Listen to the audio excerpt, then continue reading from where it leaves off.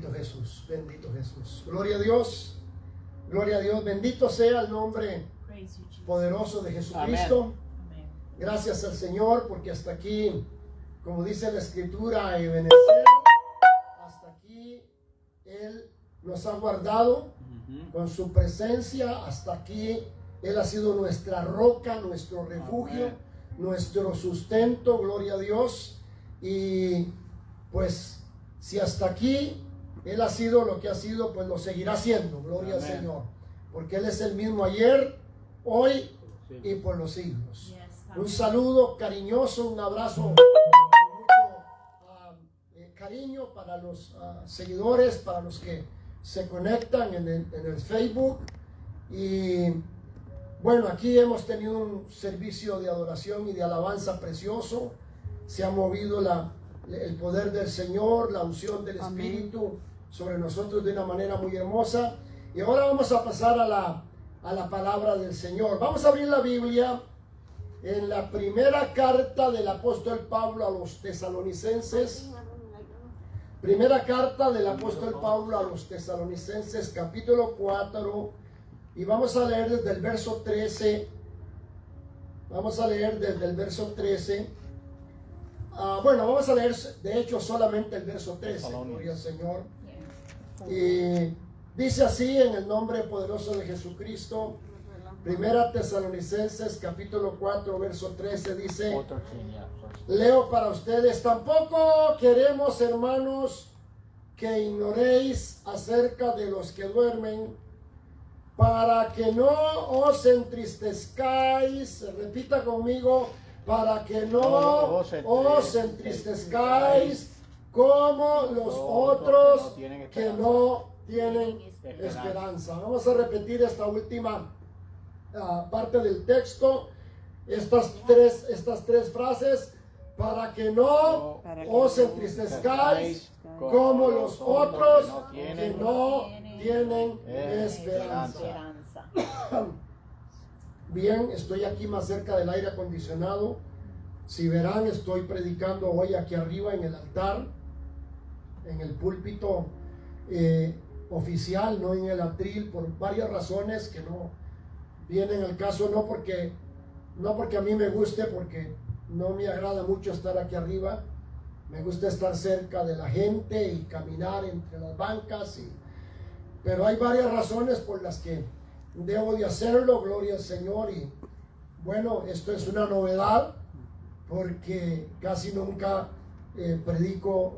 Cuando estábamos allá en el otro templo tampoco lo hacía nunca. Gloria al Señor. Pero bueno, así es que como verán, estamos con esta novedad. Gloria al Señor. Y bueno, nos gozamos. Gloria a Dios. De hecho, pues hice énfasis en esta última parte del verso 13, en estas tres frases, porque es donde nos vamos a estar centrando en la reflexión. Primero, para que no os entristezcáis. Amén. Segundo, como los otros. Como los otros. Y tercero, que no tienen esperanza. Wow. Ahí está el bosquejo del mensaje en estas tres frases. Y vamos a estar hablando sobre cada uno de estos tres aspectos, sobre cada uno de estos tres puntos, conforme pues el Señor nos vaya guiando, nos vaya dirigiendo. Amén. Amén. Sabemos y entendemos que la vida cristiana debe. No digo que siempre es así. De hecho, no sé por qué para algunos creyentes su experiencia pues no se ajusta a este patrón que debería de ser. Porque Jesucristo dijo: he venido para que tengáis vida Y vida en abundancia. y para que la tengáis en abundancia. Amén. Si es que la experiencia cristiana tiene que ser una experiencia de abundancia. Amén. En todos los aspectos, en todos los sentidos. Abundancia de bendiciones, tanto materiales como espirituales. Y en este caso, pues debe ser abundancia de gozo. Amén. Abundancia de paz. Abundancia de alegría en el Señor. Pero no siempre repito, en el caso de la experiencia de muchos creyentes esto es así. Con tristeza vemos que a veces hay tanta carencia material, carencia económica, carencia también de abundancia, de gozo, de paz. Hay mucha perturbación en la experiencia de muchos hijos y muchas hijas de Dios. Pero esto no debiera de ser así, porque según las promesas del Señor, nosotros debemos de vivir en paz y en gozo. Amén. Esto no quiere decir, aunque hayamos aprendido la clave de vivir en ese gozo y en esa abundancia, no quiere decir que no tengamos momentos de dificultad, Amén. momentos de lucha, momentos de prueba. Y aún nosotros que tenemos acceso a la abundancia de gozo, no debemos de ignorar que también a veces la tristeza llega a tocar la puerta de nuestro corazón. Ahora, en el contexto de esta escritura que hemos leído, el apóstol está hablando de la segunda venida de Cristo y está hablando de las resurrecciones. Y hablo de las resurrecciones porque ya hemos predicado y hemos enseñado que la segunda resurrección tiene varias fases. Hay varias resurrecciones en eso que la Biblia denomina segunda resurrección. Y el apóstol está hablando en términos de esa segunda venida de Cristo y de ese levantamiento de los santos. Y está hablando de los que ya han partido con el Señor, de los que ya nos han dejado, de los que ya nos han precedido. Y está diciendo que no debemos de tener esa angustia, esa tristeza por la partida de nuestros seres amados. Dice, como los otros que no tienen esperanza.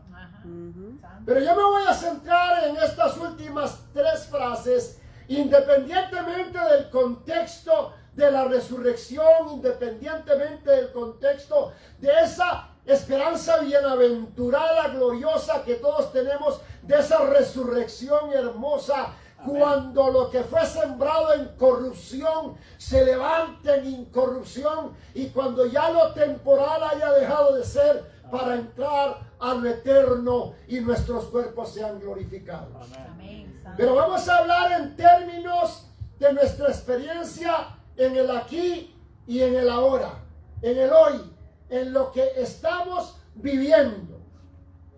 Dice, para que no os entristezcáis. ¿Cómo? O sea, que no está dejando de lado el hecho de que tengamos en algunas ocasiones que enfrentar la tristeza. No es que los hijos o las hijas de Dios estén exentos de la tristeza, pero esta tristeza que a veces a nosotros nos embarga, y sí que nos embarga, y sí que nos llega, no puede ser ni debe de ser comparable con la tristeza y con la desesperanza y con la angustia terrible de aquellos que no tienen acceso a las promesas de Dios. Y de hecho yo no sé, de hecho yo reflexiono y medito si nosotros que tenemos estas promesas de abundancia, de gozo, de paz, a veces enfrentamos las tribulaciones y las angustias que tenemos que enfrentar. ¿Cómo vivirán aquellos que no tienen a Cristo? Yo no me explico, yo no puedo entender cómo pueden vivir sin Dios, sin Cristo, sin esperanza de nada, enfrentando las dificultades y las luchas de la vida, sin tener el consuelo de una relación personal con Dios. Yo no sé cómo le hacen, pero yo no querría vivir así. Yo no podría vivir así, sin esta esperanza gloriosa, sin este refugio bendito que es el gozo de nuestro Señor, como dice el canto, ¿verdad? El gozo del Señor, mi fortaleza es. Amén. Hemos hablado, y voy a hacer un repaso pequeño de esto. aunque vamos a ahondar un poquito más en algunos puntos, pero hemos hablado que hay dos clases básicas de tristeza. Es decir, hay dos grandes fases de la tristeza. No estamos hablando de los niveles de tristeza porque hay cantidad de niveles de tristeza. ¿Verdad? Hay una tristeza temporal, una tristeza superflua, hay una tristeza más grave y hay una tristeza en algunos dolorosamente que es continua, que viven en tristeza. Es decir, hay diferentes niveles de tristeza, diferentes causas de la tristeza, pero en términos generales hay dos esferas de esa tristeza. Ya lo hemos hablado, ya lo hemos mencionado. Pablo es el que lo dice allá en 2 Corintios. Vamos a ir a 2 Corintios, capítulo 7 de 2 Corintios y versículo 9 dice: ahora me gozo, no porque hayáis sido contristados, sino porque fuisteis contristados. Y cuando está hablando de contrición, uno de los elementos de la contrición es la tristeza.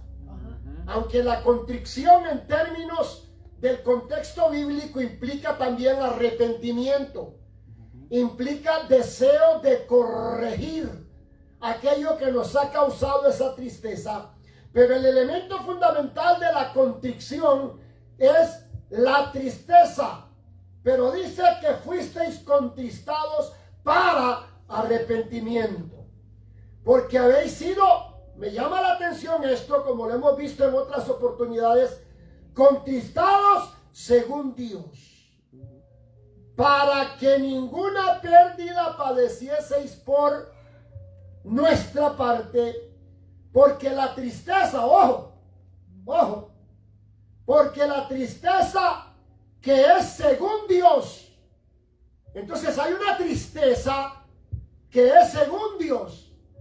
Es decir, que viene de Dios, o que Dios la permite, o que no estamos exentos de ella porque la necesitamos de alguna manera y de alguna forma.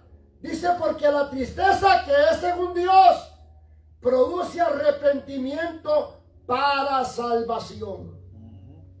De esa tristeza dice que no hay que arrepentirse, pero la tristeza del mundo produce muerte. Santo. Entonces hay dos esferas básicamente de tristeza: la tristeza que es según Dios y la tristeza que es según el mundo. Y la tristeza que es según el mundo tiene diferentes causas y tiene diferentes niveles. Pero lo terrible yo he escuchado por ahí, no sé si usted lo ha oído, pero por ahí se dice que de tristeza nadie se muere. Y esto no es cierto. Esto no es verdad. Hay muchos que se mueren de tristeza. Literalmente y científicamente comprobado. Y lo vamos a ver ahora en detalle. La tristeza que es según el mundo produce muerte en diferentes formas. Primero, una tristeza muy grande puede llevar a alguien al suicidio. Eso es muerte.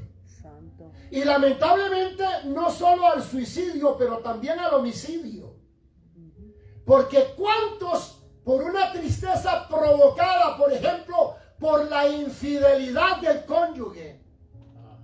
¿Cuántos abatidos por esa tristeza han llegado a asesinar no solo al cónyuge, sino inclusive a sus propios hijos?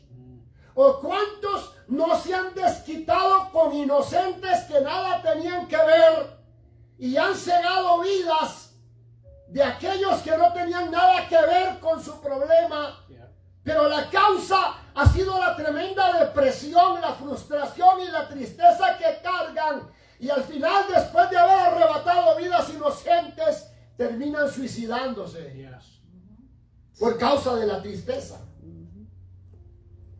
La tristeza también puede conducir a una cosa que se llama el desgano vital. El desgano vital es el ya no querer vivir. ¿Cuántas personas hemos encontrado en nuestra experiencia, en nuestro camino, que nos dicen: yo ya no quiero vivir? Yo no quiero seguir viviendo así como estoy viviendo, ya no quiero vivir. No se atreven a atentar contra su vida. No se atreven a hacer nada en contra de su vida, pero comienzan a padecer de un desgano, de un desaliento, que ya no tienen ganas de nada. Y algunos llegan a padecer de un problema que clínicamente se llama bulimia. Y la bulimia es cuando se pierde el gusto por la comida. Cuando la persona ya no quiere comer. Y personalmente he enfrentado casos de estos, he conocido casos de estos, jóvenes y adultos, en donde simplemente la persona se niega a comer, no tiene deseo de comer, no le da hambre, la comida le produce náuseas, dejan de comer, se van desnutriendo, y por la desnutrición van adquiriendo una serie de padecimientos orgánicos, de trastornos que literalmente los lleva a la muerte. No estoy hablando de los que mueren de hambre a la fuerza, de los que mueren de hambre, que muchos al día en el mundo mueren de hambre porque no tienen que comer. Pero no es porque quieren morirse, es porque no tienen que comer. Ahora, esto no es porque quieran morirse, sino porque de alguna manera espiritualmente ya están muertos. De alguna manera emocionalmente ya están muertos. Muertos en vida.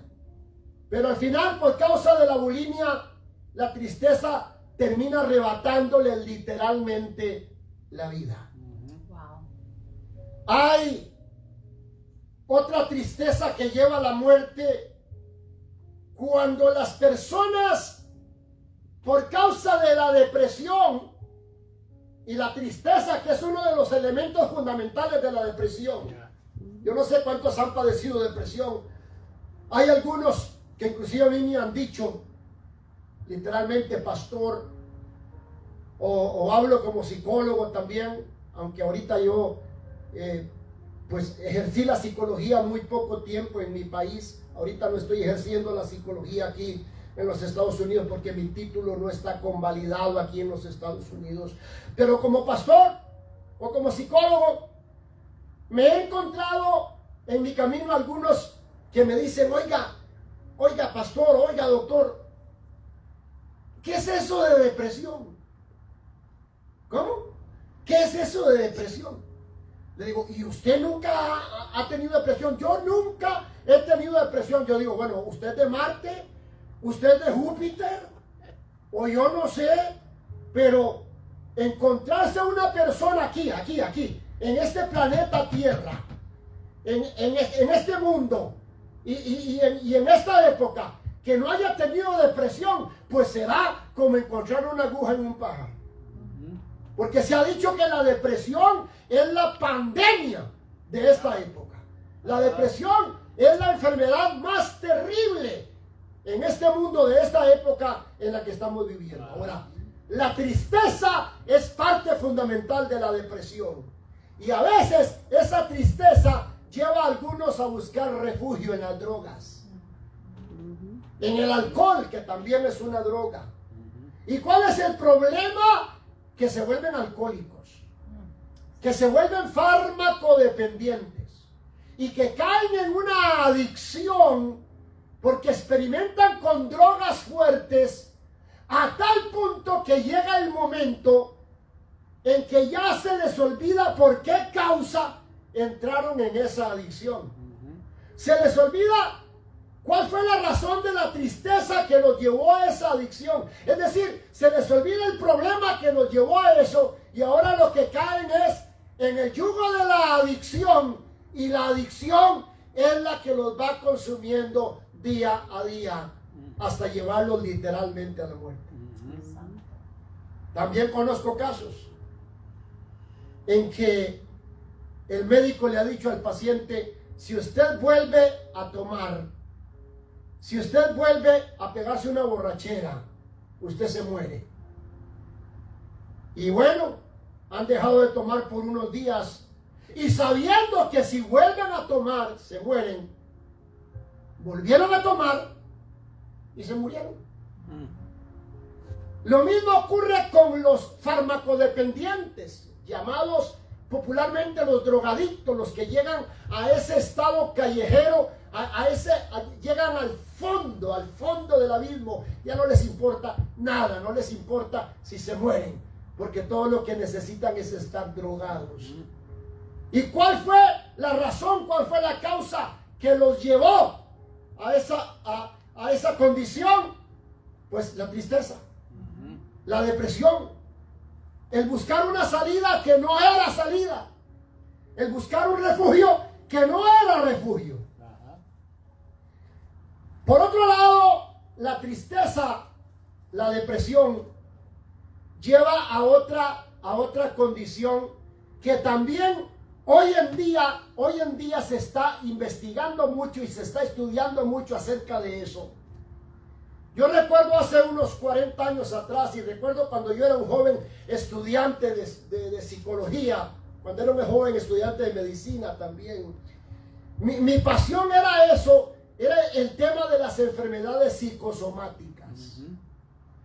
Y aunque había muchos médicos y había muchos profesionales, oiga, no creían en eso de las enfermedades psicosomáticas.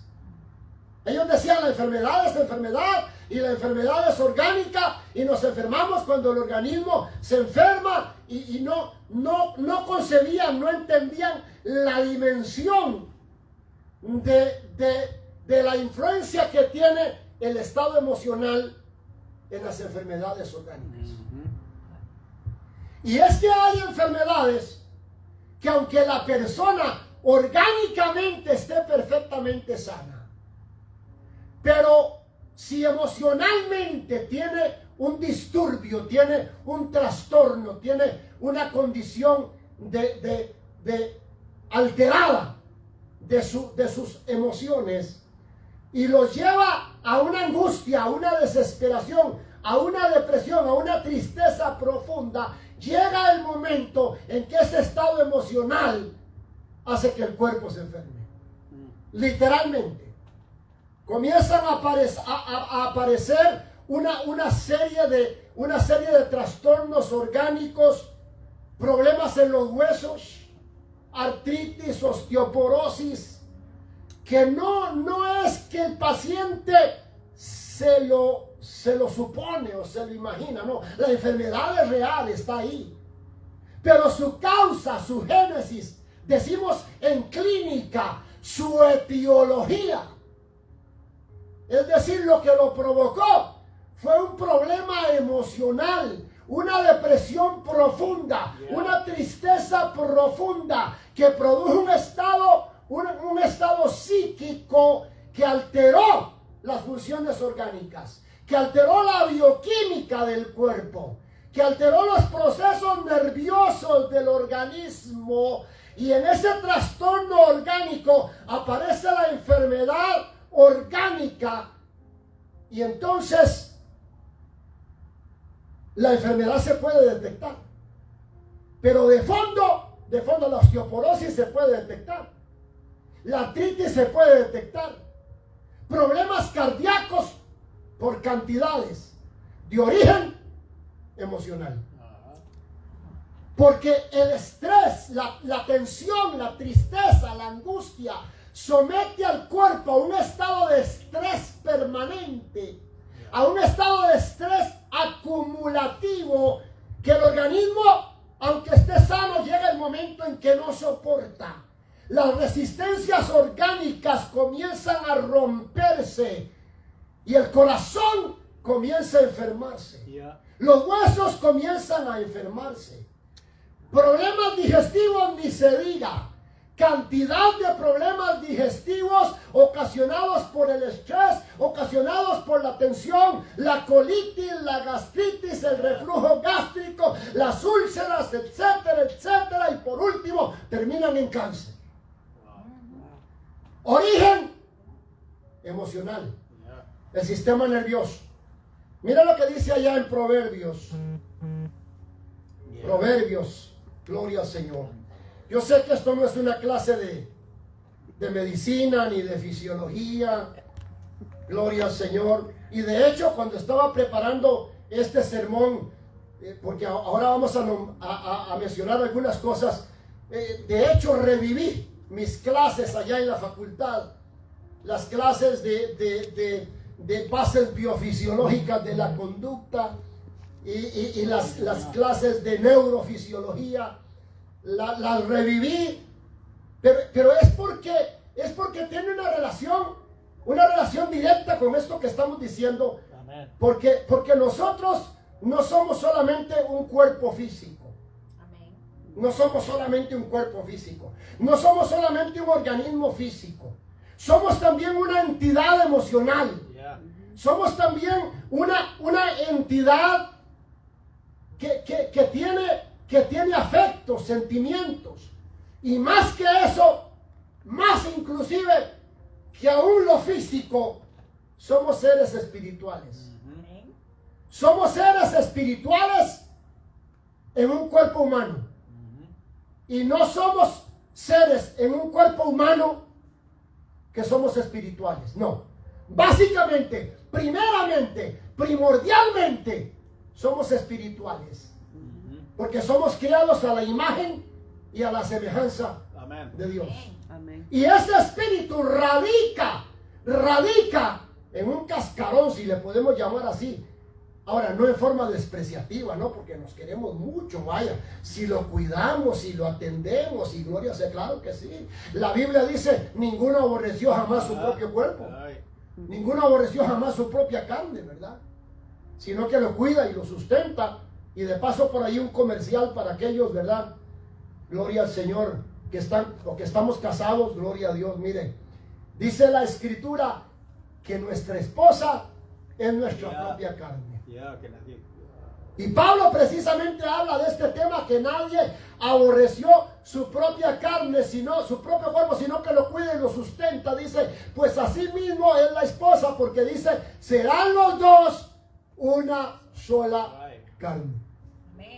O sea que así como usted se apapacha, y así como usted se cuida, y así como usted se perfuma, y así como usted se viste, así también tiene que hacerlo con su esposa. Apapacharla, cuidarla, atenderla, ayudarla a que se vea bonita, gloria al Señor, que de hecho ya es bonita. En el caso mío, gloria a Dios, porque si cuidadito, si no lo digo, gloria al Señor. No hay cena en esta noche, gloria a Dios. Bendito el nombre de Jesús. El punto, vamos a ir a Proverbios 17:22, gloria al Señor. Proverbios 17:22. Mira lo que dice, el corazón alegre constituye buen remedio. Hay una versión que dice, es buena medicina. Y esto, el salmista David también lo dice. También dice, porque medicina es a mis huesos tu palabra. Amén. A veces nosotros tenemos que tomarnos una ibuprofen por ahí de vez en cuando, ¿verdad? Y ya la de 200 no nos hace nada. Ni la de 400. Tenemos que zamparnos una de 800, ¿verdad? Gloria al Señor. Aleluya. El pastor Otaño siempre anda una por ahí por si acaso. Gloria a Dios. ¿Verdad? Entonces, pero el salmista David dice, medicina es a mis huesos tu palabra. Amén. Ahora aquí, esta cita de Proverbios 17:22 dice, el corazón alegre constituye buen remedio. Amén. Hay una versión que dice es buena medicina. Ajá. Dice, mas el espíritu triste seca los huesos. Wow. La tristeza mata. La tristeza que es según el mundo, dice Pablo, dice, conlleva a la muerte. Santo. ¿Por qué causa? Porque aunque los escritores bíblicos no conocían lo que nosotros conocemos hoy de fisiología, de bioquímica, de todo lo que tiene que ver con el funcionamiento del organismo en general, pero ellos estaban inspirados por el Espíritu Santo, y como Dios fue el que nos diseñó, fue el que nos creó, fue el que trazó todo lo que hay en nuestro ser, en nuestro cuerpo, alma y espíritu. Amén. Él guió a los escritores bíblicos a hacer afirmaciones que, aunque en aquel momento no se sabían las implicancias que tenían, hoy la ciencia, la biología, la neurociencia, la medicina, hoy confirman la veracidad de muchas afirmaciones bíblicas Amén. que se hicieron hace miles de años. Amén. Santo. Preach it. Dice, el corazón alegre es buen remedio, es buena medicina, Amén. Amén. pero el espíritu triste seca los huesos. Alguien le puso música a este texto. Son esos coros que ya se han olvidado por ahí, pero que a mí no se me olvidan. Dice, el corazón alegre es buen remedio, es buen remedio. El corazón alegre, el espíritu triste seca los huesos. Mas el corazón alegre es el gozo del Señor. Mas el corazón alegre es el gozo del Señor. El corazón alegre es buen remedio, es buen remedio. El corazón alegre, el espíritu triste seca los huesos. Mas el corazón alegre es el gozo del Señor. Amén. Aleluya, aleluya. Ya lo decía mi abuelita, ya lo decía. El que canta su mal espanta. Pero el que vive quejándose, el que vive amargado, el que vive enfermo, vive con úlceras, vive con achaques, vive con problemas de la presión arterial, y luego vienen los demás problemas cardíacos, neurológicos, etcétera, etcétera, etcétera. Porque literalmente la tristeza que es según el mundo lleva a la muerte. Ajá. Santo. Claro que hay estados depresivos Amén. que pueden ser originados por alteraciones fisioquímicas, ¿verdad? Hay una cosa que se llama los neurotransmisores. El cuerpo humano es una maravilla, hermanos. Es una maravilla. Ni se diga el cerebro, ni se diga las funciones mentales, Ajá. de las cuales el cerebro es la base, pero como toda esa estructura neurológica es capaz de producir pensamientos, es capaz de producir imágenes, es capaz de producir ideas que van mucho más allá del cuerpo, que van mucho más allá del cerebro. De hecho, nuestro cerebro es chiquito, pero nuestra mente es capaz de grandezas inconcebibles. Somos capaces de imaginar todo el planeta Tierra, a pesar de que nuestra cabecita tiene el tamaño de un melón, ¿verdad? Bueno, en algunos tiene el tamaño de una sandía, pero bueno, ya. Bueno, no se preocupe por eso, porque dicen a veces que los que tienen cabeza más grande son más inteligentes. Eso es lo que dicen, yo no sé. Porque dicen que tiene más superficie cerebral, pero bueno, gloria al Señor. Hay estados depresivos, hay tristezas, condiciones de tristeza. Bueno, les iba a decir que el cuerpo humano es una maravilla. Todo. Las conductas nuestras, todo. Mire.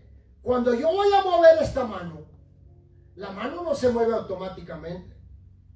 La mano se mueve porque está conectada al cerebro. Y el cerebro produce toda una serie. Oiga, esto es tremendo, hermano. Amén. Hay ecuaciones matemáticas. Cuando yo voy a mover la mano, el cerebro tiene que calcular la dirección de la mano, hacia dónde va la mano, la distancia que hay entre la mano y lo que yo voy a tomar, la exactitud. Hay un montón de ecuaciones matemáticas que hace el cerebro para poder tener efectividad en la conducta. Si voy a agarrar algo, si eso está en movimiento, tengo que calcular, el cerebro, mejor dicho, tiene que calcular la velocidad a la que viene el objeto, la distancia a la que está, en la cual yo puedo agarrar. Por ejemplo, los jugadores de béisbol. ¿Se imagina esa pelota a la velocidad que va? El cerebro de ellos tiene que calcular la velocidad a la que viene, la distancia a la que está, la altura a la que está, y ¡zas! Que la agarran. El cerebro hizo una cantidad de ecuaciones. Y una vez que hizo los cálculos, manda la orden a la mano para que la mano se mueva. Yo he estado viendo algunos programas de robótica. Hay cosas maravillosas en la robótica. ¿Cómo es posible que a través de la maravilla de la computación, usted alimenta la computadora con los datos y hay un robot que va y hace exactamente todo? Eso se usa mucho en la mecánica, se usa mucho en la ebanistería, en la carpintería, en una cantidad de profesiones en donde se usa la robótica para la creación de ciertos objetos que son más exactos en su diseño que si los hiciéramos a mano. Y lo que hace el aparato, la mano robótica, es seguir las direcciones de los datos que se le han dado a la computadora. La computadora es el cerebro y la robótica son nuestras extremidades, nuestro cuerpo físico. Ahora, todas esas acciones, todas esas sensaciones, todos esos pensamientos están determinados por nuestra estructura nerviosa. Y en nuestra estructura nerviosa hay una cosa fundamental que se llaman las neuronas. Las neuronas. Las neuronas son las células cerebrales. Y una neurona, qué linda la clase de neurofisiología, gloria al Señor. Recuerdo a las neuronas con los axones, con las dendritas. Las dendritas son unas ramificaciones así, como manitas así, y un axón que se llama axón, una vaina larga, que tiene también como unas ramitas al final. Entonces las dendritas reciben el mensaje. Y el mensaje es transmitido bioquímicamente. Oiga esto, bioquímicamente es transmitido a través de unos elementos químicos que se llaman neurotransmisores. Hay un neurotransmisor para cada cosa. Y los neurotransmisores, la dendrita lo agarra del axón de la otra neurona y lo transmite por el axón a la otra neurona, a las dendritas, y así se va por la siguiente célula al siguiente axón, hasta que llega el momento en que la orden que emitió el cerebro llega al miembro que debe de cumplir esa función. Pero ojo, qué cosa tan linda. Ojo, porque una vez que el cerebro soltó los neurotransmisores, mejor dicho, le dio la orden a las glándulas para que soltaran los neurotransmisores, una vez que se da la acción, viene otra reacción neuroquímica que se llama los inhibidores enzimáticos. Y los inhibidores enzimáticos son elementos que cortan los neurotransmisores. Dicen, ya, párele. Porque si no existieran los inhibidores enzimáticos, la orden sigue como en la memoria. Yo sigo haciendo la misma acción. Sigo estirando la mano, cogiendo, agarrando. Sigo estirando la mano, cogiendo, agarrando. Si no viene un inhibidor enzimático, y en la sinapsis, que es el espacio de transmisión entre una neurona y otra, no llega el inhibidor enzimático, sigue el neurotransmisor. Es como cuando usted abre, se me está olvidando el inglés, se me está olvidando el español y no sé inglés. Cuando usted abre el faucet, oiga, cuando usted abre el faucet, ya se me olvidó cómo es en español, gloria a Dios. La llave, muy bien, la llave, gloria al Señor. Hay otro nombre para eso, gloria al Señor, pero bueno, la válvula o lo que sea. La bandera. Es como usted tiene una manguera ahí, usted abre, y si usted no cierra, el agua sigue saliendo. Sí. Para que deje de salir el agua, usted tiene que cerrar la llave. Los inhibidores enzimáticos cierran la llave. Una vez que los neurotransmisores han transmitido la información y la acción se ha dado, vienen los inhibidores y dicen, momento, mijito, ya párale, ya cierra la llave, ya cesó la acción. Porque si no, estaríamos ahí repitiendo la misma acción, quién sabe cuántas veces, gloria al Señor. Todo está, oiga, qué maravilla, gloria al Señor. A veces hay alteraciones en los neurotransmisores. Los neurotransmisores, entre los que podemos citar, la acetilcolina, yo sé que esto no les interesa, pero es para información. La acetilcolina, para que sepan que sé de lo que estoy hablando, de lo que estoy enseñando. La acetilcolina, la dopamina, la glicina, la histamina, la serotonina, que es la más conocida, la norepinefrina, todos esos son neurotransmisores. Ahora, esos neurotransmisores, ¿por qué les estoy diciendo todo eso? Porque muchos de esos neurotransmisores determinan el estado en que nosotros nos sentimos.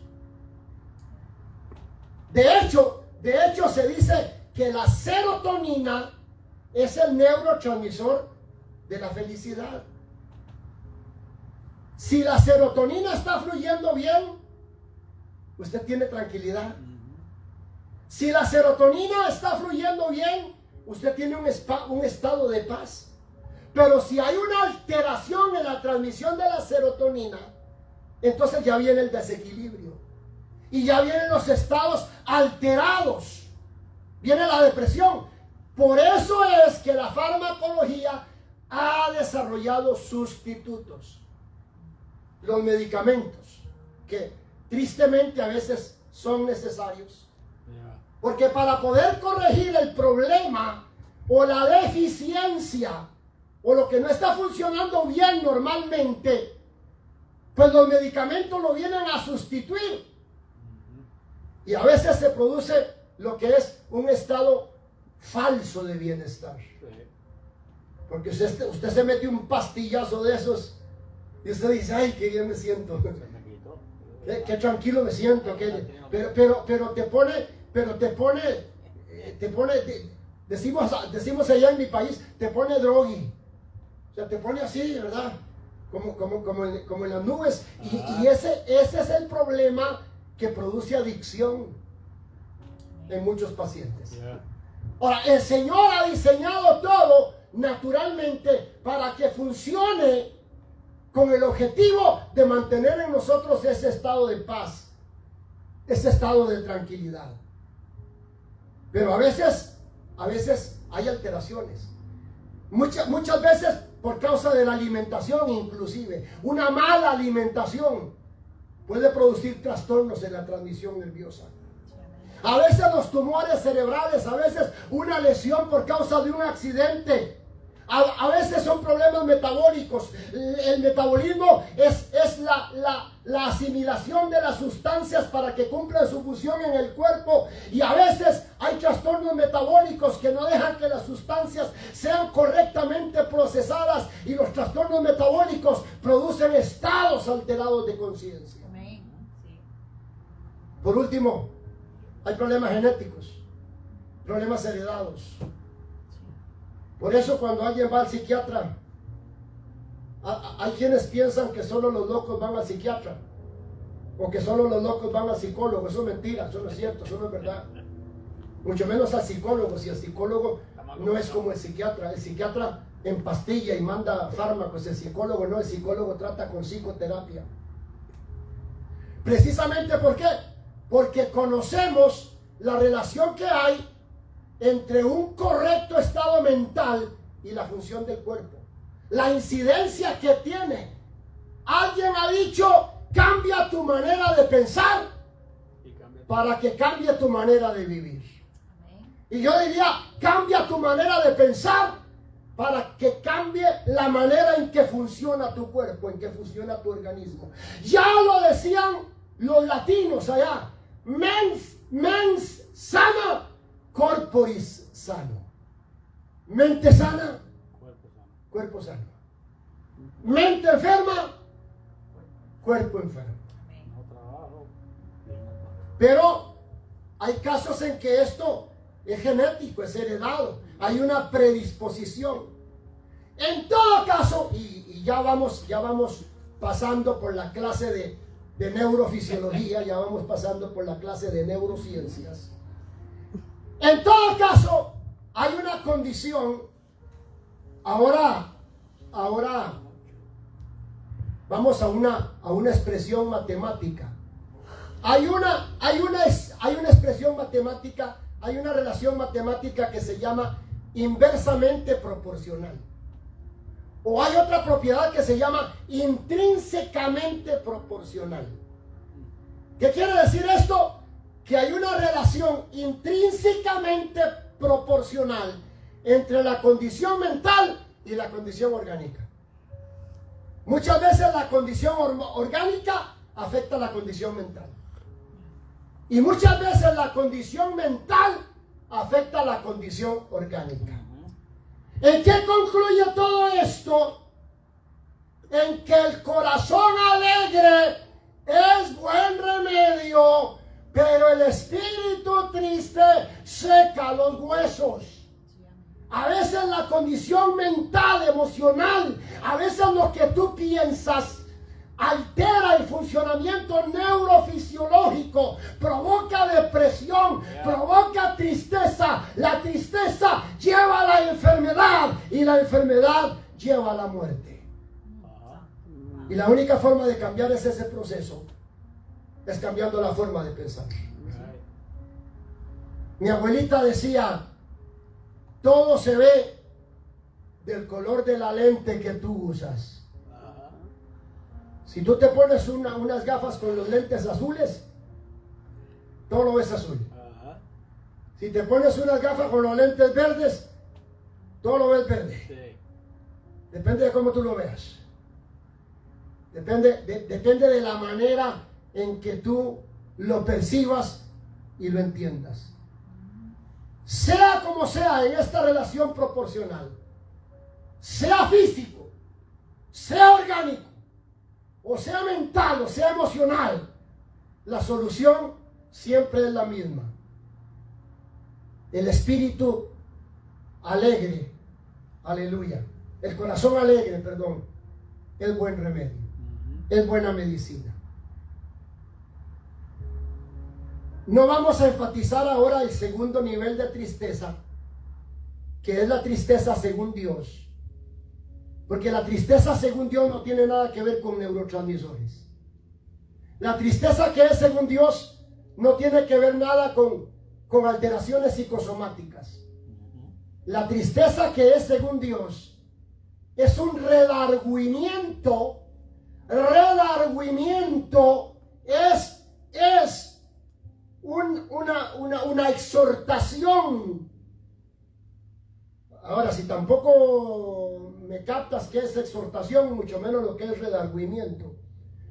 Redargüir es convencimiento. Redargüir es ser convencido. Exhortación trata de convencernos. Ahora, ¿por qué le estoy diciendo esto? Porque la tristeza que es según Dios nos redarguye. Dice Pablo, nos contrista. ¿Y para qué nos contrista? Para arrepentimiento. Para corregir lo que está mal. La tristeza que es según Dios no es depresión.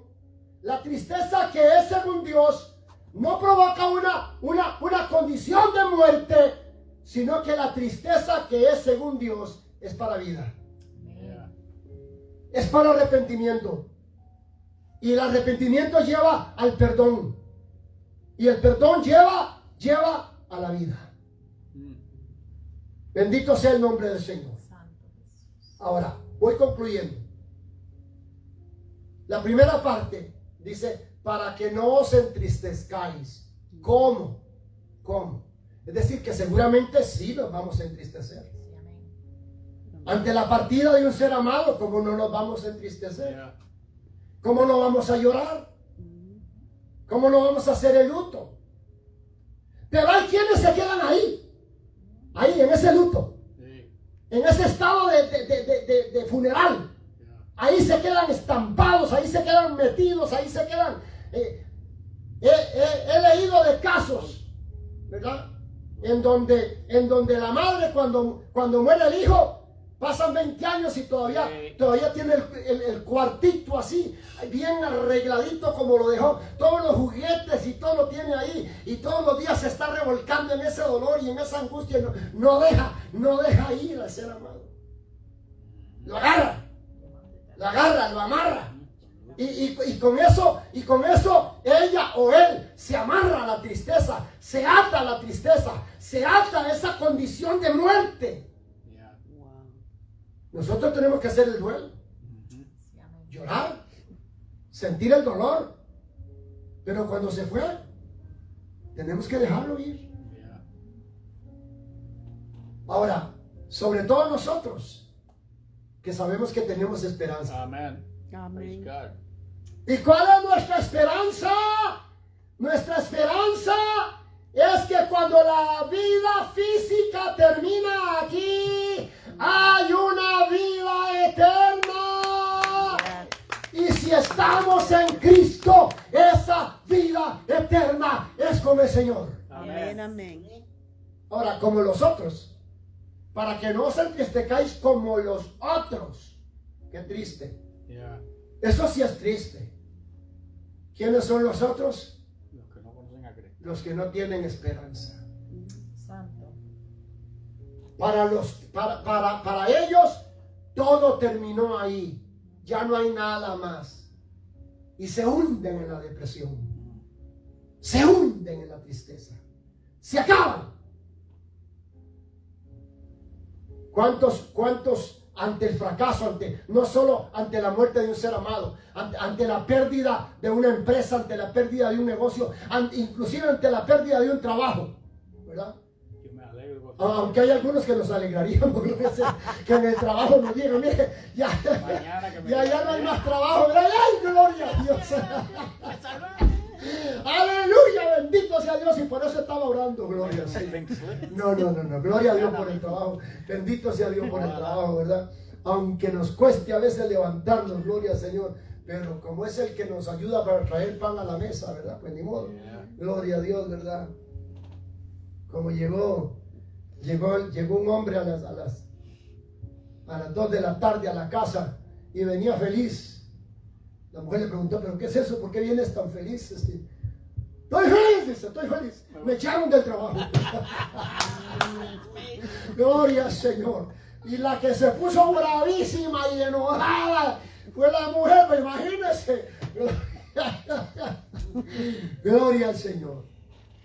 Pero la pérdida de un trabajo, la pérdida de una empresa, cualquier pérdida puede conducir a muchos a la muerte. Pero los que tenemos esperanza, sabemos que siempre Dios tiene algo mejor. Amén. Amén. Se terminó un trabajo, Dios tiene algo mejor. Se cayó una empresa, Dios tiene algo mejor. Amén. Cuando un ser amado muere, para nosotros es doloroso, pero para ellos es mejor.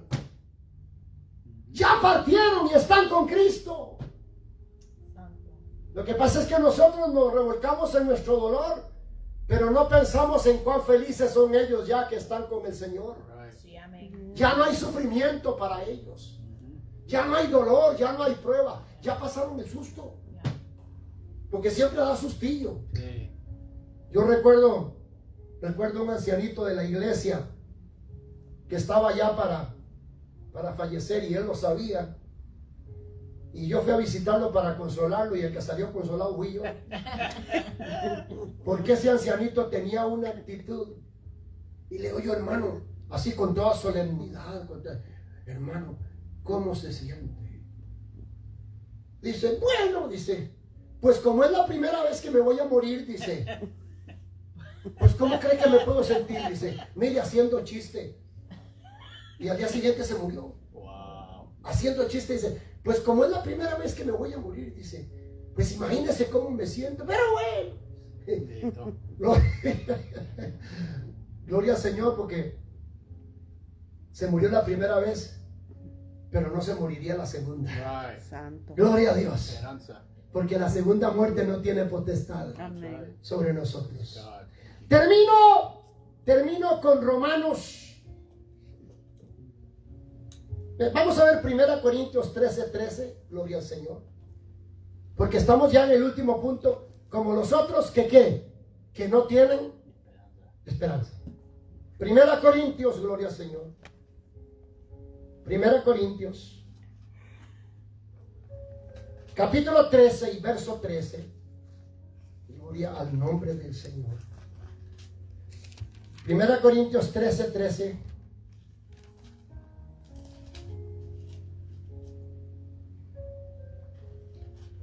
Primera Corintios 13:13.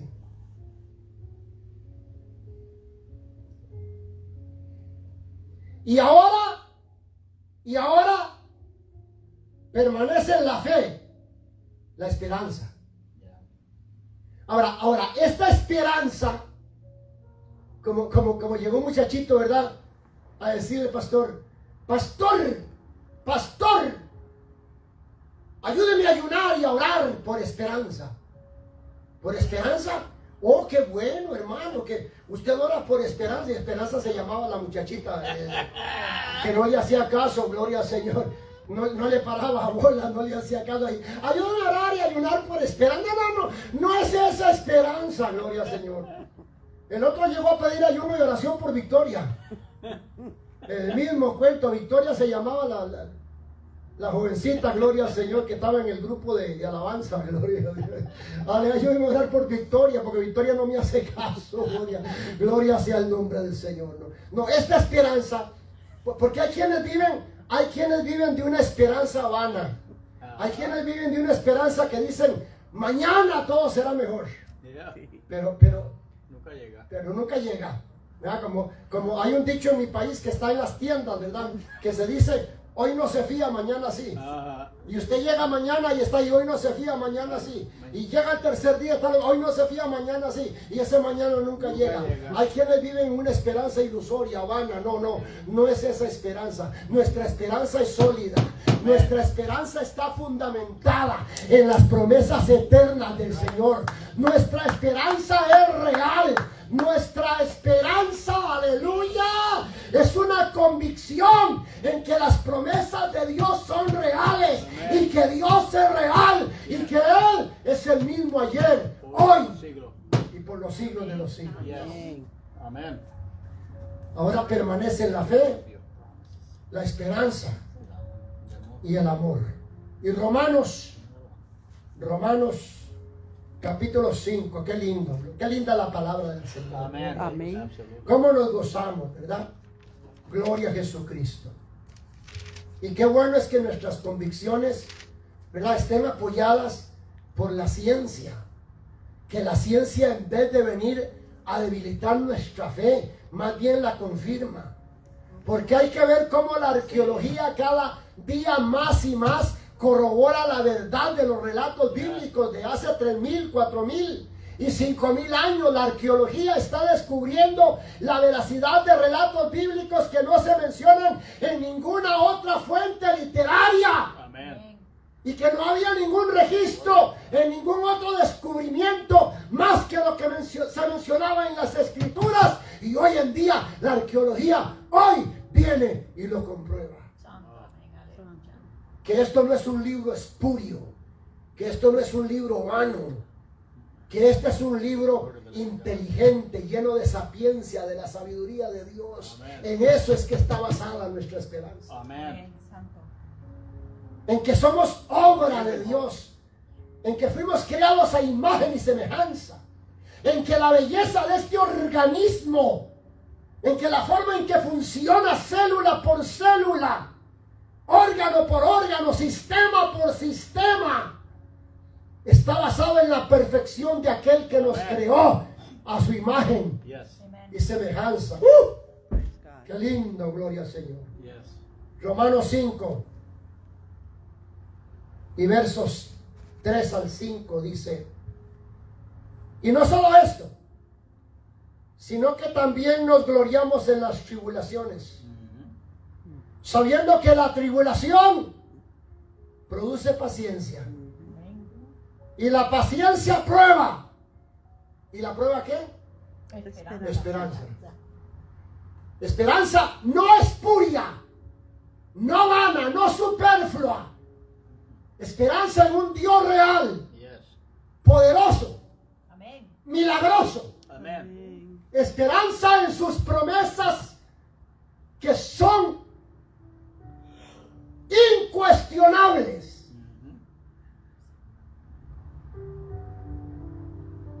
Y la esperanza no avergüenza, porque el amor de Dios ha sido derramado en nuestros corazones Amén. por el Espíritu Santo Amén. que nos fue dado. Siempre que un hijo de Dios, siempre que una hija de Dios entra en un estado de tristeza, si está viviendo para Dios, si está observando la palabra del Señor para cumplir con su voluntad, esa tristeza seguramente es permitida por Dios, a no ser de que haya incurrido en desobediencia o que haya incurrido en pecado y que le haya abierto la puerta al diablo y que Satanás haya tomado posesión sobre alguna área de su vida y entonces esté viviendo la consecuencia de su desobediencia. Eso es otra cosa. Aún así está la alternativa del arrepentimiento y está la alternativa de corregir para volver a tener la paz de Dios, Yeah. recuperando la relación personal con Dios. Amén. Pero si no es así, y aún la tristeza viene a nuestra vida, no se olvide que hay una tristeza que no es producida por Satanás, ni por demonios, ni por estados bioquímicos alterados, ni por estados alterados de conciencia, ni por problemas psicosomáticos, sino porque hay algo que Dios quiere corregir en nuestra vida. Amén. Hay algo que Dios quiere perfeccionar en nuestra vida. Y que ese estado de tristeza nos sirva para meditar y para reflexionar, Yeah.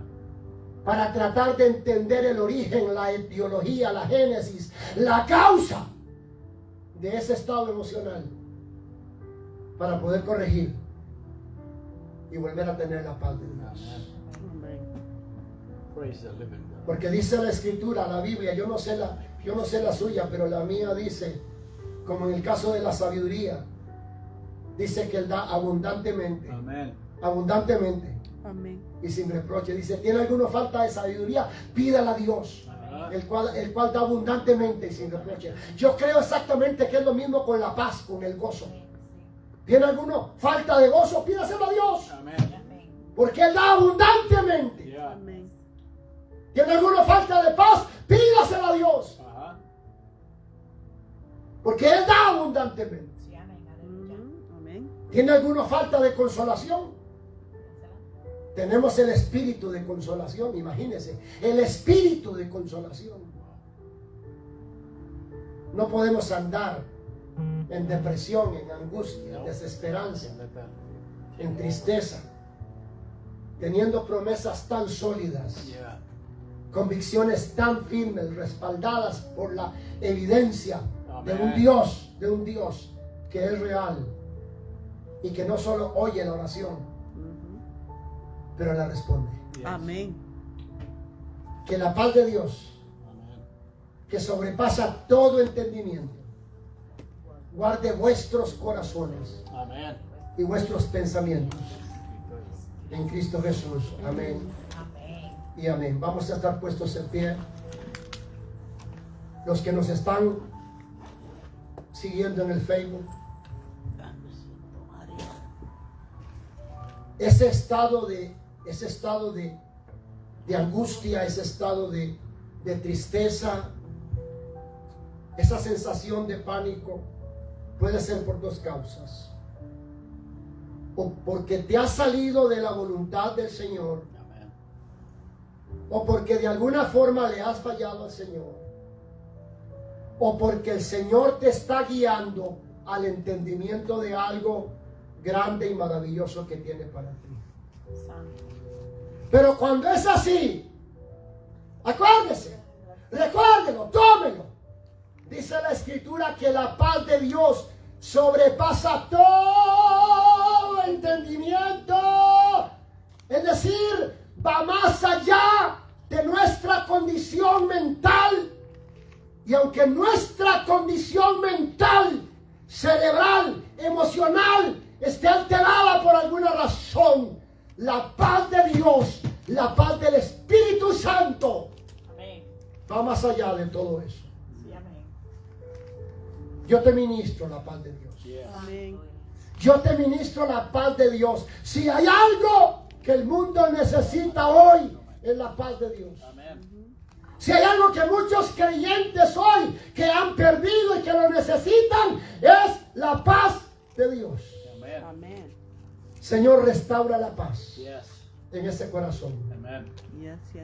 En ese corazón que se agita como un volcán embravecido, como un mar en tormenta, Señor.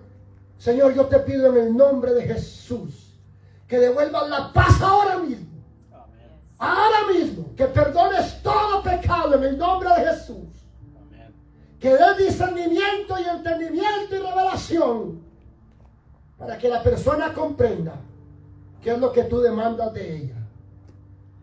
Recibe la paz de Dios. Te ministro la paz de Dios en el nombre de Jesús. Te bendigo, Amén. te bendigo, te bendigo, Padre Celestial. Gracias por los que estamos aquí. Marchamos en tu paz, en tu bendición, en tu protección, en la seguridad y en la confianza que nos dan tus promesas.